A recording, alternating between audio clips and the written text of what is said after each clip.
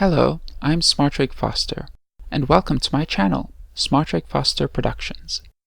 I'd like to introduce a new series called How to Craft a Story. It's based on my book of the same name. The reason why I'm introducing this series is to add commentary to my book. I'm going to be reading portions of the book and explaining things where I felt they could be explained in more detail. Just to start, I'm going to read a piece from the book's introduction. You may be wondering what makes this book different from all the other books about writing and storytelling. The difference is that none of the writing advice that I have read is able to explain the basic elements of stories and how those elements work. Many people give advice about story structure, formulas, plots, and other things that build upon the foundation of what a story is, but I have not heard anyone explain to me what that foundation is, nor why stories are constructed in those ways.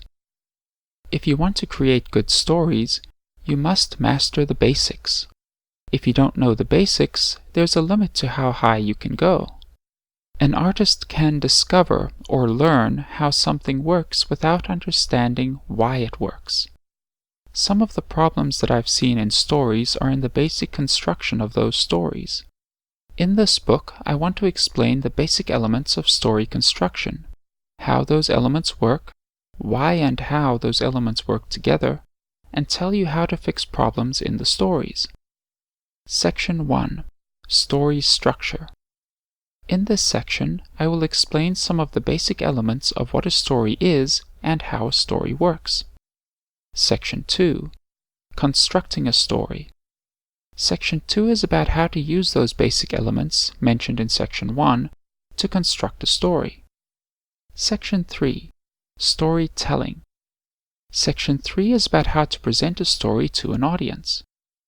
Presenting a story to an audience doesn't necessarily use all the same basic elements in the same way that they are used in constructing a story. But some of those elements are used in storytelling because storytelling is about building a presentation for the audience. Of course, there are different ways of using those principles in storytelling versus story construction, because there are many different ways to tell a story and many different mediums in which a story can be told. That's just a small overview of this new series. I hope that you enjoy it, whether you're a beginner or a professional, because this information is for beginners, but it can also help professionals identify and solve problems in stories. It's easier to solve a problem if you know how to identify the problem and the underlying causes of the problem. This book is good for beginners to learn how to write a story and to learn how to edit a story.